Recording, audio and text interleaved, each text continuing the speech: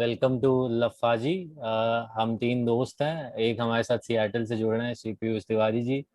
एक हमारे साथ गुड़गांव से जुड़े हुए हैं, हिमांशु सलूजा जी। और हम लोग यहाँ पे आज WTC फाइनल के बारे में डिस्कशन करेंगे। ये हमारा पहला पॉडकास्ट है, तो बहुत ही कैंडिड और अनफिल्टर्ड होगा। तो क्या विचार हैं पीयूष जी, आपको क्या लगता है कि इस समय किसका पल्ला भारी है? थैंक यू यार। तो अभी की सिचुएशन के हिसाब से तो मुझे लग रहा है कि न्यूजीलैंड थोड़ी सी ज्यादा मजबूत है इंडिया से। बट लेट्स सी क्या होता है। तो तो पीयूष, क्या आपको ये क्यों आप लगता है कि न्यूज हाँ, बोलो बोलो। बोलो हिमांशु। क्या लगता है कि इंग्लैंड के सीरीज के बाद न्यूजीलैंड को ज्यादा कॉन्फिडेंस लग रहा है या फिर पहले ही लग रहा था न्यूजीलैंड की टीम ज्यादा बेहतर है?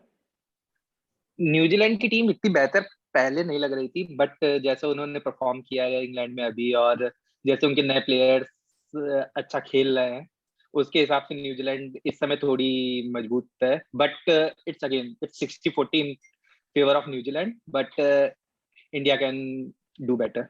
जैसे इंडिया ने आज टीम भी अनाउंस करी है और शार्दुल ठाकुर, KL राहुल इन्हें जगह नहीं मिली, तो क्या लगता है टीम सही है?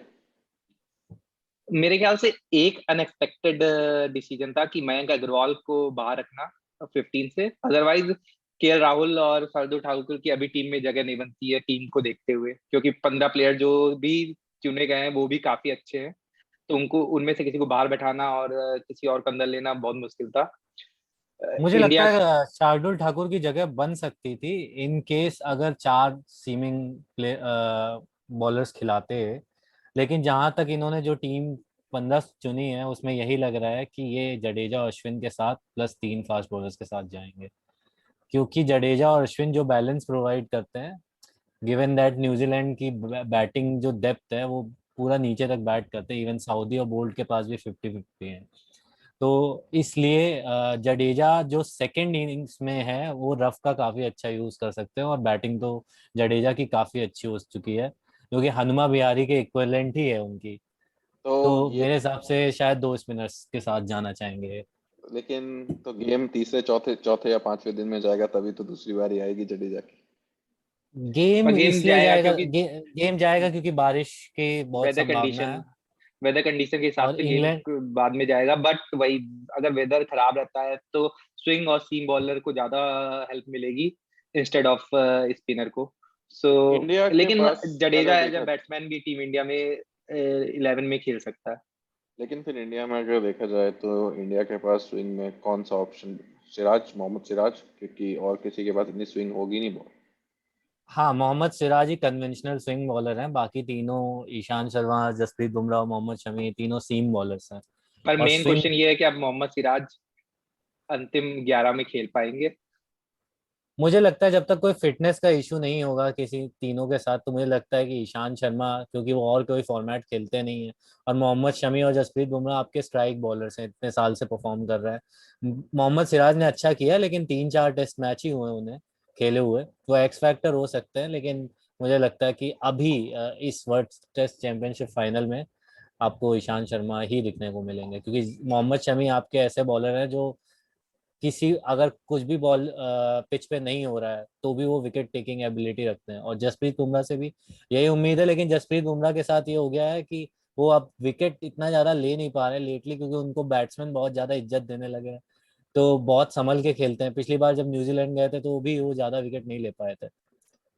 लेकिन प्रेशर तो हाँ, क्रिएट कर ही देते हैं, राइट? डॉट बॉल ओवर्स डाल के, रन को रोक के, बैट्समैन को स्ट्राइक रोटेट ना करने देने पे प्रेशर क्रिएट तो कर ही देते हैं, जिससे दूसरे बॉलर्स को फायदा मिलता है दूसरे एंड पे, राइट? हाँ, विराट कोहली की कप्तानी में ये तो हुआ है कि फास्ट बॉलर्स की जो पार्टनरशिप होने लगी है, वो पहले MS धोनी या फिर सौरव गांगुली, राहुल द्रविड़ की कप्तानी में नहीं हो पाती, कि ये केवल जहीर खान ही होल्ड कर पाते थे और फिर स्पिनर्स आके काम करते थे। ये यहाँ पे हो गया है कि यहाँ पे फास्ट बॉलर ही, दो ही फास्ट बॉलर कम से कम 6 या 7 विकेट इंडिया की कंडीशंस में ले जाते हैं। तो अगर थोड़ी बहुत भी सीमिंग कंडीशंस होंगी तो इंडिया के बॉलर्स अच्छा कर सकते हैं, एक गिवन बहुत दैट। इंपॉर्टेंट एक बहुत इंपॉर्टेंट बॉलर मोहम्मद शमी, जिनको हम लोग ज्यादा भी बात नहीं किए हैं, क्योंकि हाँ सीमिंग कंडीशन होगी इंग्लैंड में। इस समय वेदर भी थोड़ा सा भी ठंडा है क्योंकि बारिश है। तो उस हिसाब से मुझे लगता है कि मोहम्मद शमी एक अच्छा ऑप्शन हो सकते हैं। और और पिछले मोहम्मद शमी ने काफी काफी गेम भी अपना इम्प्रूव किया पिछले कुछ टाइम में, अगर देखा जाए तो। हाँ, जब से वो फिटनेस से वापस आए, इंजरी से वापस आए, और 2018 के टूर पे, इंग्लैंड के टूर पे, उन्होंने और ईशांत शर्मा ने, दोनों ने बहुत ही कमाल की गेंदबाजी की थी। वो तो इंडिया की बैटिंग थी जिसने भारत को 4-1 से शिकस्त लेट दी थी, डाउन। वरना काफी अच्छी, अगर पर बॉलिंग कराते हैं ये लोग, पार्टनरशिप भी अच्छी रखते हैं। जहां हम इंडिया के पेस बॉलर का अटैक कर रहे हैं, वहीं न्यूजीलैंड का अटैक भी कोई कमजोर नहीं है। इंडिया न्यूजीलैंड का थोड़ी अटैक किसी भी तरीके से कमजोर नहीं है, लेकिन सबसे इंडिया न्यूजीलैंड को का इम्पोर्टेंट थोड़ी बात टक्कर ये है कि देगी। न्यूजीलैंड के 3-4 बॉलर, पहले तो आप बताइए कि 3 सीमर और एक ऑलराउंडर के साथ जाएगा, या 4 सीमर जिसमें काइल जैमिसन हो सकते हैं मुझे लग रहा और है एक चार एजाज सीमर। पटेल के साथ। 4 सीमर। मेरे तुम्हें क्या हिसाब से लगता है? 4 सीमर और मिचेल सेंटनर के साथ जाएंगे। मिचेल सेंटर अंतिम 15 में नहीं है, एजाज अगर पटेल को अंतिम, रखा गया है। अच्छा, तो अंतिम 15 में नहीं है तो फिर एजाज पटेल के साथ जाएंगे, क्योंकि और स्पिनर के बिना मुझे नहीं लगता कि केन विलियमसन ये मिस्टेक करेंगे जो इंग्लैंड ने की लास्ट के 2 टेस्ट मैच में। तो आप काइल जैमिसन को 7वें नंबर पे खिला रहे हैं, क्या काइल फिर उनकी, जेमिसन क्या इससे उनकी काइल बैटिंग मजबूत होती है? बैटिंग भी मजबूत होती है, प्लस क्यूरेटर्स ने भी बोला है कि हम चाहेंगे कि जो पिच बने उसमें काफी पेस एंड बाउंस हो। काइल जेमिसन की हाइट की वजह से उन्होंने पुजारा और कोहली को फुल लेंथ की बॉल पे पेस और बाउंस पे काफी ट्रबल किया था पिछली बार। और आईपीएल में भी उन्होंने पेस और बाउंस से ही काफी विकेट निकाले थे, कंपेयर टू ले, स्लोअर बॉल वो डालने जाते थे तो काफी ज्यादा एक्सपेंसिव हो जाते थे। लेकिन ये देखिए कि उनके 6ठे नंबर पे बीजे वाटलिंग, 7वें पे जैनसन और फिर बॉलर, तो क्या लोअर बैक ऑर्डर न्यूजीलैंड का कमजोर हो जाता है? मुझे लगता है कि उनका लोअर बैक ऑर्डर वैसे भी काफी कंट्रीब्यूट कर देता है। इंडिया की एक समस्या रही है कि India lower middle order, lower order को डिसमिस करने में काफी समय लगा देता है। अब उसके पीछे क्या रीजन है ये तो आज तक नहीं पता चला, काफी टेस्ट मैच इसकी वजह से हारे भी हैं, कि लोअर ऑर्डर नहीं आउट कर पाते। आपको हेजलवुड, स्टार्क, लायन ने भी परेशान किया है, और साउदी जेमिसन और Trent Boult, even Ajaz Patel ने भी पिछले मैच में काफी अच्छी बैटिंग की है, और वो तो एंडरसन और ब्रॉड को खेल रहे थे, और मार्क वुड का भी उन्होंने अच्छे से हैंडल किया। तो आई गेस इंडिया को काफी सूझबूझ के साथ लोअर ऑर्डर के को टैकल करना होगा, क्योंकि ये उनकी एक बहुत बड़ी कमजोरी रही है बड़े गेम्स में भी। एक और लेकिन क्वेश्चन न्यूजीलैंड में, हाँ पूछो। बोलो हिमांशु बोलो। को।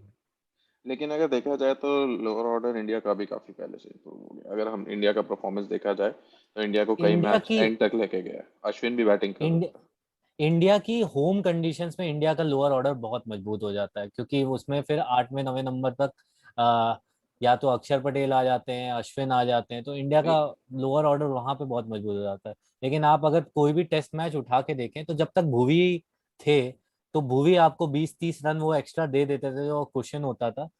अब उनकी इंजरी की वजह से और हार्दिक पांड्या की इंजरी की वजह से इस टीम का बैलेंस काफी ज्यादा बिगड़ चुका है, नहीं, तो जडेजा ने भी अच्छा परफॉर्मेंस दिखाया ऑस्ट्रेलिया में। अश्विन ने भी अच्छे बैटिंग से परफॉर्मेंस दिखाया ऑस्ट्रेलिया में।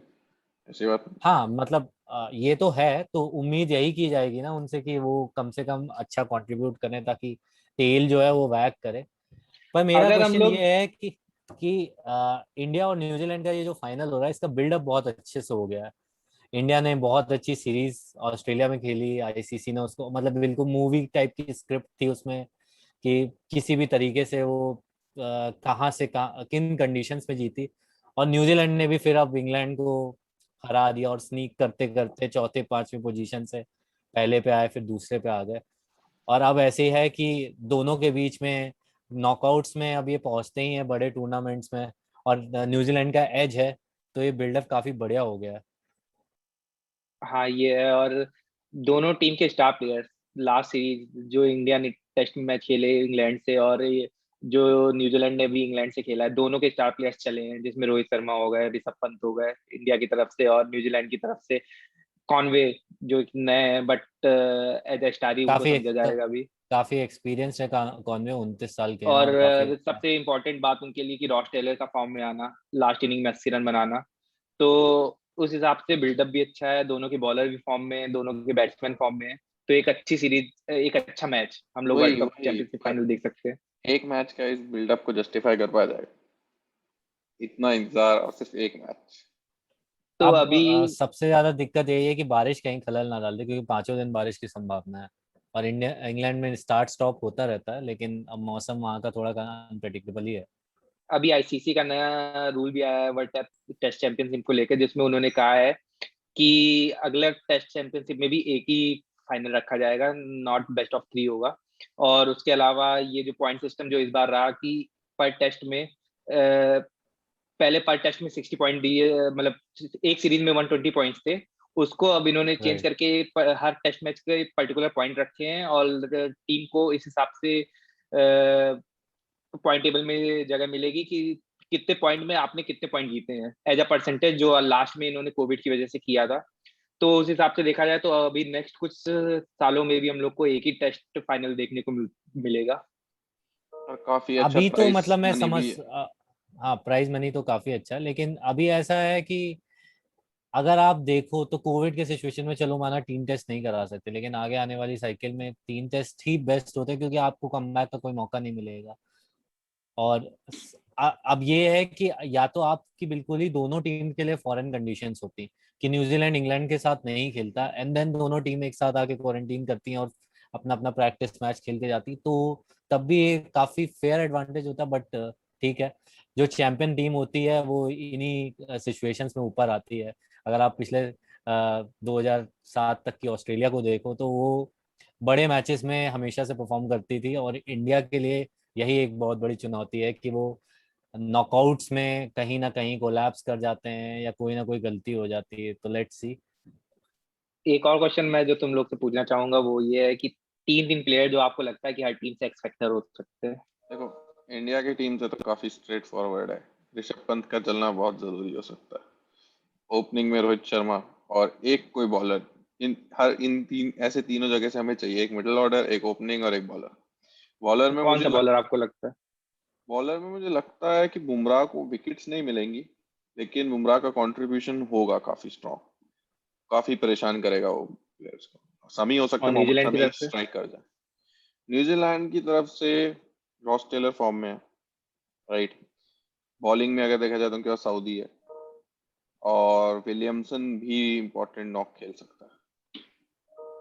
मेरे हिसाब जस्ट से न्यूजीलैंड के अगर पर्सपेक्टिव से मैं बात करूं तो सऊदी। इसके अलावा बैटिंग में एक तो आपके केन विलियमसन हो गए, हालांकि उनको ट्रबल है, उनको इंजरी है, लेकिन बड़े मैचेस में वो परफॉर्म करते हैं। उनका पिछले बार मतलब पिछला वर्ल्ड कप में भी उन्होंने बड़े मैचेस में परफॉर्म किया है। वो और अंडर तीसरे प्रेशर मुझे खेल सकता डेवन, है। हाँ तीसरा डेवन कॉनवे है। क्योंकि वो डेब्यूटेंट है, इंडिया ने कभी देखा नहीं उन्हें, और इंडिया को हमेशा डेब्यूटेंट्स परेशान करते आए हैं। जो भी नए प्लेयर्स होते हैं, क्योंकि उनके पास उनको हैंडल करने की शायद स्ट्रैटेजी नहीं होती। तो एक ये हो सकता। इंडिया की तरफ से डेफिनेटली ऋषभ पंत, क्योंकि ऋषभ पंत बिल्कुल एडम गिलक्रिस्ट टाइप के खिलाड़ी हैं, जो चाहे तो एक सेशन में गेम बदल सकते हैं। रोहित शर्मा का डिफिकल्ट है, क्योंकि रोहित शर्मा का बेसिकली यही है कि सबसे बड़ा टेस्ट होगा, और उनके सामने दो बहुत क्लास बॉलर हैं। एक ट्रेंट बोल्ट है जिनको क्योंकि लेफ्ट आर्म सीमर है, और रोहित शर्मा को ये परेशानी रही है अंदर आती हुई बॉल। और राइट आर्म सीमर सऊदी है, क्योंकि सऊदी को आपको लगेगा कि पेस नहीं है, लेकिन सऊदी भी काफी ज्यादा निपी बॉलर है, और इस टाइम पे बहुत अच्छे उसमें है रिदम में। उन्होंने वर्ल्ड टेस्ट चैंपियनशिप में 53 विकेट लिए हैं। तो रोहित शर्मा की जगह मैं विराट कोहली को जरूर चाहूंगा कि विराट कोहली परफॉर्म कर रहे हैं, क्योंकि बहुत सारे मैचेस नॉकआउट्स में उन्होंने नहीं परफॉर्म किया, और मुझे लगता है कि टेस्ट को वो इतना वैल्यू करते हैं। तो ये 2 इनिंग में किसी एक में तो चलने चाहिए। और तीसरा मैं ईशांत शर्मा को करूंगा, क्योंकि ईशांत शर्मा इंग्लैंड कंडीशन में उन्हें पता है कि बॉलें फुल डालते हैं और उनको विकेट मिलते हैं। वो लेफ्ट हैंडर्स को भी बहुत परेशान करते हैं, और न्यूजीलैंड के पास लेफ्ट हैंडर्स हैं काफी। पर ओपनिंग काफी में सही यार, रहा। एक पर ओपनिंग में मेरी और एक का चलना तो हमें लगता है जरूरी। देखो, शुभमन गिल भी इंग्लैंड ऑस्ट्रेलिया में अच्छा चला था, लेकिन अगर देखा जाए तो इंडियन सीरीज में वो इतना इफेक्टिव नहीं था इंग्लैंड के अगेंस्ट, राइट। अब वहां पे राइट। शुभमन गिल और रोहित शर्मा ही ओपनिंग करेंगे। अभी का बैटिंग लाइनअप देख के तो यही लगता है कि यही दोनों ओपनर आने वाले हैं। तो एक को तो उनमें से चलना जरूरी है। और मैं मतलब शुभमन गिल चल सकता है, उसके पास टैलेंट है, लेकिन एक्सपीरियंस की थोड़ी तो कमी है। तो तुम किस पे पैसा लगाओगे अपना?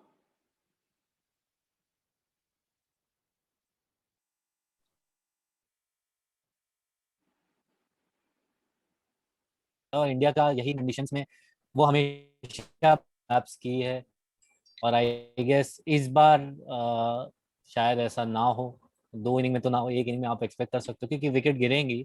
इंग्लैंड में 300 रन भी अगर आप बना देते हो तो वो मैच विनिंग टोटल हो जाता है किसी भी इनिंग में। ओके, सो मेरी राय तुम लोग के एक्सपेक्टर से अलग है थोड़ी। तो मेरे हम्म। लिए न्यूजीलैंड में एक्सपेक्टर टॉम लैथम, बिकॉज उन्होंने इंडिया के खिलाफ बहुत अच्छा प्रदर्शन किया है हर समय, और ओपनर है तो टॉम लैथम ऊपर से। बीच से हम विलियमसन के साथ ही जाएंगे, क्योंकि अगेन वो सबसे डिपेंडेबल है अभी देखा जाए न्यूजीलैंड में, और फॉर्म भी उनके किसी भी बड़े मैच में उनके साथ रहती है। और बॉलर में मैं बोल्ट के साथ जाऊंगा, क्योंकि बोल्ट ऐसे हैं जो इंडिया के ओपनर को तंग कर सकते हैं बहुत आराम से, जिसमें रोहित राइट। शर्मा, शुभमन गिल, और साथ में अगर देखा जाए तो वो पुजारा को भी तंग करेंगे। हाँ, तो इस हिसाब राउंड द से विकेट। मैं इन तीनों के साथ जाऊंगा न्यूजीलैंड से। और इंडिया से अगर देखा जाए तो मेरे लिए ऊपर सबसे मेन जो प्लेयर है, क्योंकि ओपनिंग में हम इतना भरोसा नहीं कर सकते, तो सबसे जो मेन हो जाते हैं स्टार्टिंग में वो पुजारा हो जाते हैं, कि वो रुके रहे, एक एक छोड़ ना दें कभी भी। हम्म। और उसके बाद Rishabh Pant again x factor, क्योंकि जो तेजी से रन बनाते हैं, और रन का इम्पोर्टेंस बहुत है इंग्लैंड में, कि तुम 80-85 रन भी बहुत तेजी से बना गए तो वो मैच डिसाइड कर देता है। उसके अलावा बॉलर में अगेन ईशांत शर्मा तो है ही, बट बिकॉज न्यूजीलैंड के पास लेफ्ट हैंडर्स बहुत ज्यादा है, तो मुझे लगता है कि अश्विन, अगर उनको थोड़ी सी भी मदद मिली तो अश्विन एक वो अच्छा काम कर सकते हैं थ्रेट इंडिया हो के लिए। सकते हैं, राइट। हम्म, और अश्विन काफी मोटिवेटेड भी होंगे इसमें परफॉर्म करने में, बिकॉज उनको एक ही वर्ल्ड कप सेमीफाइनल में, वर्ल्ड कप में मौका नहीं मिला, और 2017 की चैंपियंस ट्रॉफी में भी वो काफी निराश थे जब वो पाकिस्तान के खिलाफ अच्छा परफॉर्म नहीं कर पाए थे। मुझे लगता है कि जैसा आपने बोला कि पुजारा बहुत इंपॉर्टेंट है। पुजारा ने अपनी लेगेसी ऑस्ट्रेलिया में साबित कर दिया कि 2 टेस्ट सीरीज उन्होंने वहां पे, उसमें वो काफी ज्यादा उन्होंने कंट्रीब्यूट किया, काफी साहसी पारी खेली, 2018-19 में काफी रन बनाए। लेकिन लोग उनको द्रविड़ से कंपेयर करते हैं, और द्रविड़ का इंग्लैंड में रिकॉर्ड जो था वो कमाल का था, 63-64 का एवरेज, 7-8 सेंचुरी थी उनकी। तो पुजारा के लिए ये 6 टेस्ट मैच बहुत इंपॉर्टेंट होंगे, as equivalent to Rahane as well. कि क्योंकि अब ऐसा है कि टीम ट्रांजिशन के फेज में आएगी, अगर ये दोनों अच्छा परफॉर्म नहीं करेंगे तो किसी एक की जगह भी जा सकती है। रहाणे पे बहुत ही उम्मीदें होंगी, क्योंकि उनका प्रदर्शन पिछले कुछ सालों से ऐसा नहीं रहा है जैसे कि वो जाने जाते हैं। और इंडिया के बाहर वैसे उनका प्रदर्शन ठीक रहा है, एवरेज उनका देखा लेकिन जाए, world test championship, but test championship world में टेस्ट तो चैंपियनशिप इंडिया की तरफ से सबसे अच्छे सबसे ज्यादा, एवरेजेस में है। सबसे ज्यादा, सबसे लेकिन ज्यादा फिर भी रन है। जिस हिसाब से उम्मीद की जाती है रहाणे से, वैसा उनका प्रदर्शन अभी तक नहीं रहा है। एक ऑस्ट्रेलिया की इनिंग छोड़ दे जिसमें उन्होंने सेंचुरी मारी थी। नहीं, उन्होंने वेस्ट और इंडीज में भी दो, मतलब जब बैटिंग वाला कोलैप्स हो गया था तो 2 सेंचुरी वहां भी मारी थी, एक साउथ अफ्रीका के खिलाफ होम पे मारी थी। लेकिन प्रॉब्लम यही है कि रहाणे है ना, रहाणे तब परफॉर्म करते हैं जब टीम बहुत दिक्कत में होती है, और वो काफी लाइमलाइट में नहीं रहते, और कंसिस्टेंसी नहीं है उनके पास। सबसे मेन फैक्टर तो यही है, तो टॉप, कंसिस्टेंसी नहीं है। अगर आप 5 नंबर पे बैटिंग कर रहे हैं, और आप पिछले इंडिया के 5 नंबर पे देखें तो लक्ष्मण और गांगुली होते थे, जिनका एवरेज बहुत अच्छा था, और वो लगातार इंडिया से बाहर भी, इंडिया में भी परफॉर्म करते रहते थे। तो ये एक वैलिड कंसर्न है। बट रहाणे या पुजारा में से एक को तो चलना पड़ेगा बीच में। बिल्कुल चलना पड़ेगा। आपका आपका टॉप ऑर्डर से आप हमेशा एक्सपेक्ट नहीं कर सकते कि वो 50-60 रन बना दें, क्योंकि इंग्लैंड में स्टार्टिंग के 5 ओवर हो सकता है बॉल ना हिले, लेकिन जो जैसे जैसे बॉल 10 ओवर, 12 ओवर, 13 ओवर हो जाती है तो काफी ज्यादा हिलती है ड्यूक्स की बॉल। पिछली बार भी ऐसा हुआ था। तो अगर उसमें थोड़े बहुत रन बन गए, लेकिन ये बहुत ही रेयर केस होता है कि ओपनिंग स्टैंड बहुत लंबा चल रहा है। जैसे साउथ अफ्रीका की जो टीम थी उसमें ग्रेम स्मिथ और हाशिम अमला खड़े हो जाते थे खूंटा गाड़ के, और फिर वो रन बनाते रहते थे। लेकिन वो वंस इन अ वाइल ऐसी टीम होती है जिनके पास अच्छे टेक्निक के साथ बैट्समैन होते हैं। और यहाँ पे एक्सपीरियंस एक्सपीरियंस रोहित शर्मा के पास बहुत है, लेकिन इंग्लैंड में बड़ी टेस्ट मैच इनिंग, खेलने का नहीं है। पर बड़ी इनिंग अभी रोहित शर्मा की भी काफी टाइम से नहीं है। स्टार्ट मिला है पर बहुत बड़ा इनिंग जैसे 150 का हाँ, इनिंग, ऐसा बाहर इनिंग उन्होंने भी बाहर नहीं काफी आई टाइम है। से नहीं है। अभी चेन्नई में उन्होंने 161 बनाए थे, वो हाँ, काफी बाहर नहीं। ज्यादा कठिन ट्रैक पे उन्होंने बनाए थे, और कोई चल भी नहीं पाया था। हाँ, इंडिया में लेकिन उन्होंने यही है बिल्कुल कि बनाए थे।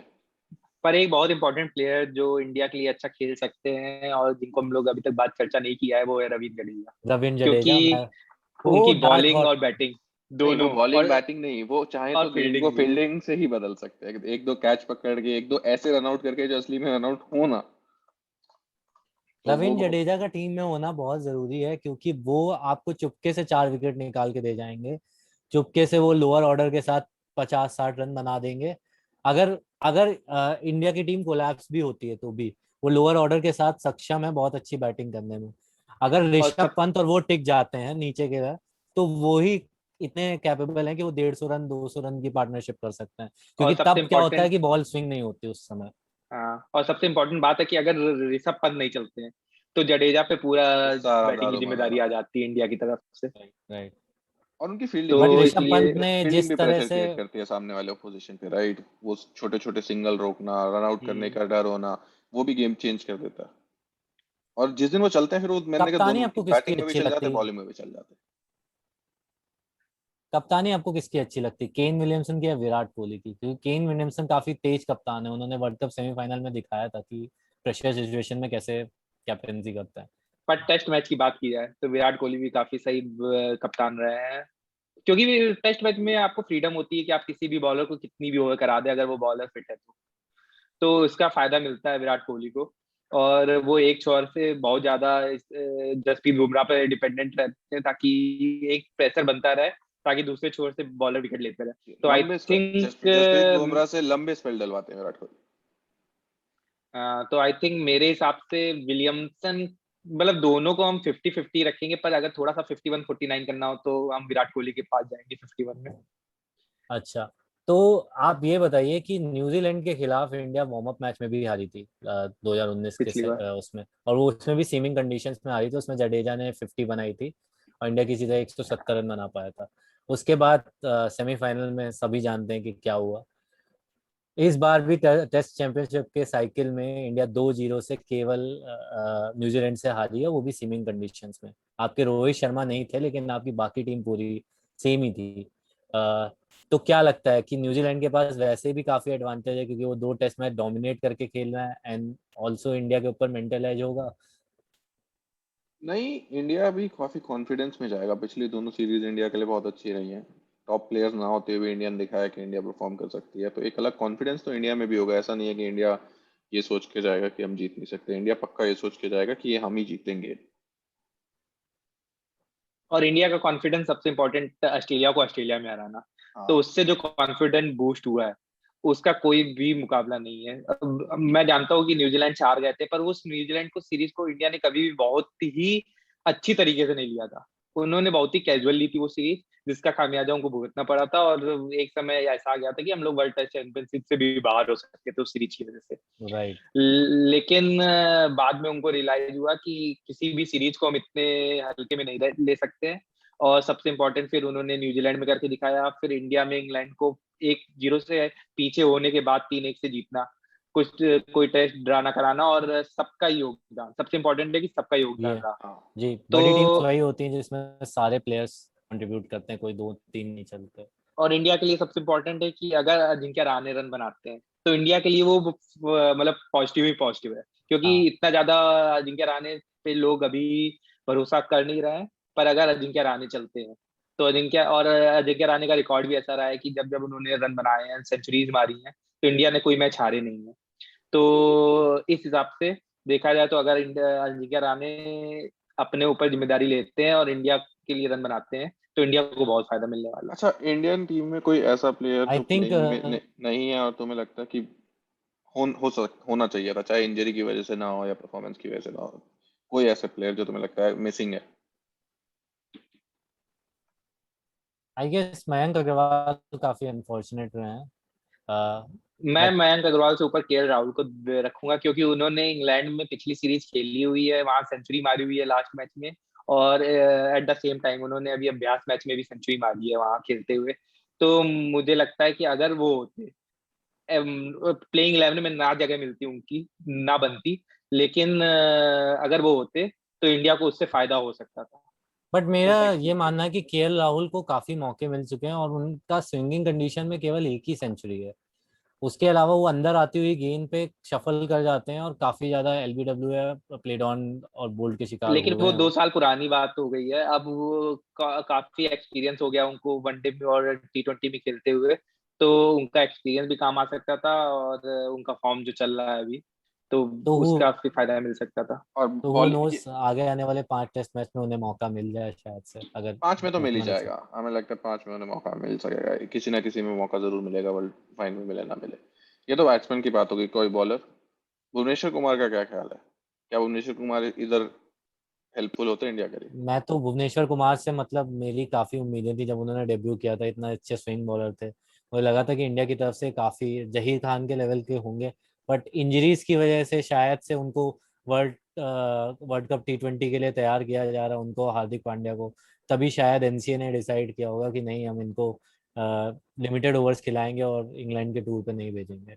और अगर भुवनेश्वर कुमार होते तो इंडिया एक स्पिनर और 4 फास्ट बॉलर के साथ भी जा सकता था, हाँ, इंडिया का क्योंकि काफी उनमें अच्छा बैटिंग बैलेंस। करने की अच्छी क्षमता भी है और गेंद जो स्विंग कराते हैं, और इंग्लैंड में स्विंग बॉलर की एक अलग पहचान होती है। और परफॉर्मेंस उन्होंने अभी तो हाँ, पिछली सीरीज में भी अच्छी करी है इंग्लैंड के अगेंस्ट।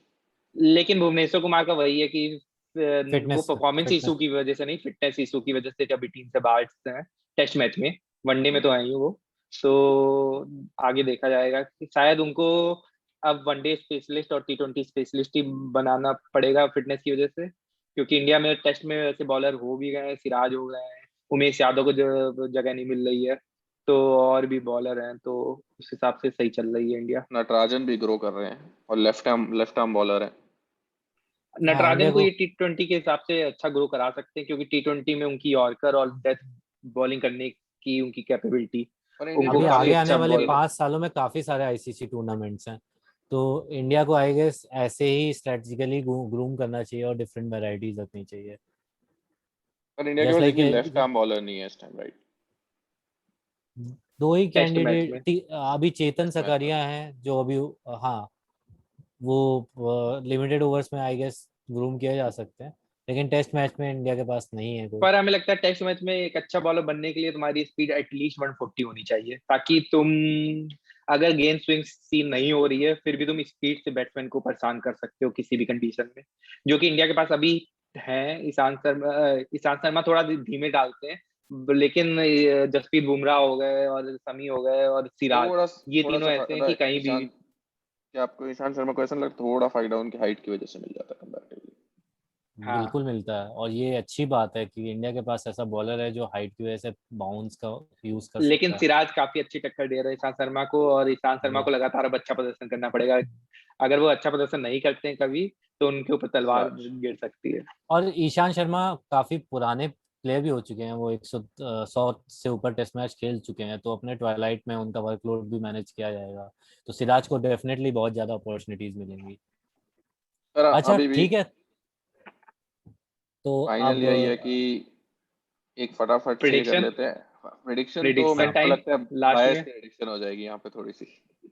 आप अपनी फैंटेसी 11 बता दीजिए पीयूष, आप अपनी फैंटेसी 11 क्या रखेंगे, और उसके साथ फिर हम कंक्लूड करते हैं कि कौन जीतेगा नहीं जीतेगा। मेरी फैंटेसी 11 में होंगे रोहित शर्मा, डेविड को टॉम लॉथम, थर्ड नंबर पे विलियमसन, 4 पे कोहली, 5वें पे हम जाएंगे ऋषभ पंत के साथ, 6ठे पे रखेंगे निकलस को। निकलस एक अच्छे ऑप्शन हो सकते हैं 6ठे नंबर पे।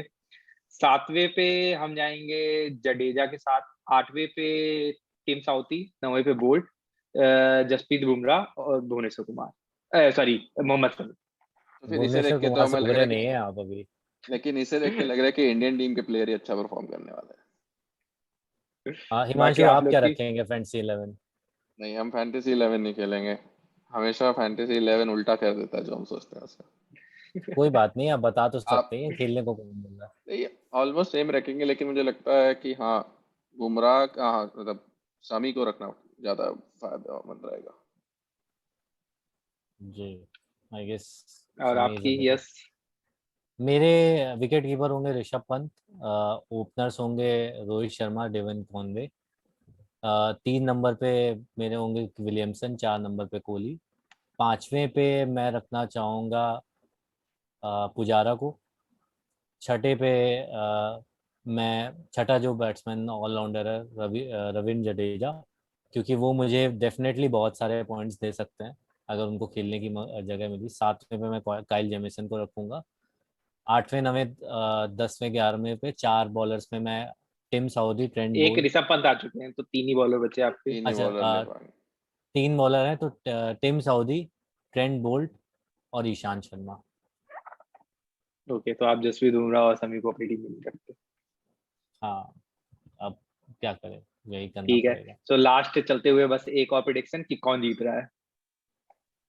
ये दिल तो सलूजा। इंडिया। कहता है कि इंडिया। दिल तो कहता है इंडिया। नहीं, लग भी रहा है दो इंडिया जीत न्यूजी जाएगा।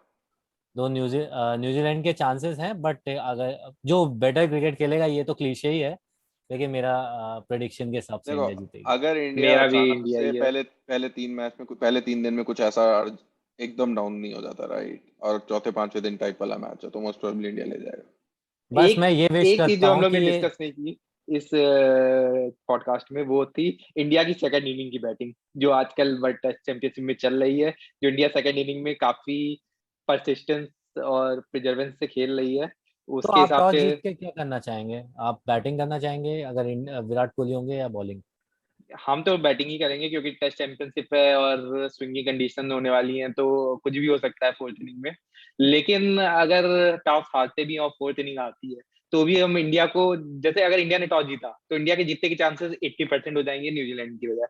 पर अगर इंडिया टॉस हारती भी है तो वो 45-55 होगा in favour of New Zealand, but still India के 45% चांस रहेंगे। और वो एक ऋषभ पंत, रविंद्र जडेजा का भी फैक्टर रहेगा उनके दिमाग में कि यार ये चेज लोग कर ये सकते, लोग लास्ट दिन में भी चेस करने आएंगे, ड्रॉ करने नहीं बिकॉज वो आएंगे। माइंडसेट ऐसा रहता है। बिल्कुल। But okay. या आई गेस एक चीज और विश की जाएगी, क्योंकि इंडिया के साथ बड़े मैचेस में यही हुआ कि वो 20-30 मिनट का खराब फेस खेल जाते हैं। आई गेस इसमें ऐसा ना हो, इसमें कमबैक करने का मौका मिले, ताकि हम एक टूर्नामेंट पिछले 7-8 साल से जो नहीं जीते हैं, कम से कम एक आईसीसी टूर्नामेंट हमारे नाम है।